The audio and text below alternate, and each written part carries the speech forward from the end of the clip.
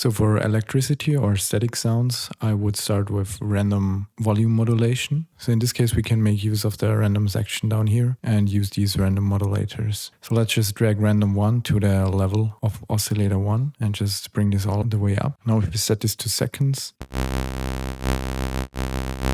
so now it just randomly modulates our volume. What we want to make use of here is the different styles in there, and we want to use the sample and hold function. It's very easy to hear what it's doing. And then we're going to bring the speed up. So this is somewhat the noise that we are going for this kind of sound. What we can also do is add a second oscillator, pitch this one down, so we cover more parts of the frequency spectrum. So maybe let's just use 2 octaves for this one. And to make this even more random, we're going to use random 2 on the volume of this one. We're going to just set this to seconds, also randomly choose a frequency. Maybe bring some width in there. We can use the unison function on both of these if we want to. Now I don't really need a lot of the low end, so we can use filter 1 and just route both oscillators to this.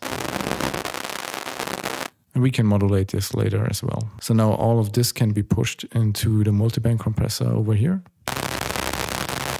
Now we need to push the sound further into distortion, so we can use the distortion section here and try out the different distortion types. So if you don't have any other distortion available, you can use this or any of the other types here. What I found works really well for this kind of sound is guitar distortion or guitar amps. If you have Ableton, you can use Ableton's amp stock plugin, and just the blues setting works fine. Just set the output to dual and deactivate the internal distortion of vital.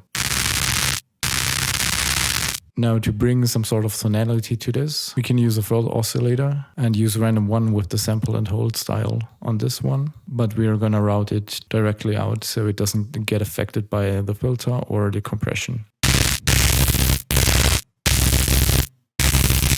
And now what we can do, we can use random 2 for instance, and just put this on the cutoff of our filter.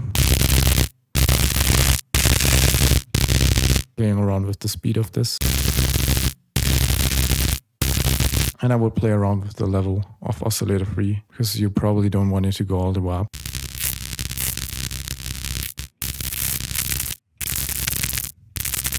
And you can play around with different waveforms, although with these kind of modulations, typically the waveform doesn't make a big difference anymore. But especially whatever settings you have down here have a great effect on the sound. And of course, you can play around with different distortions.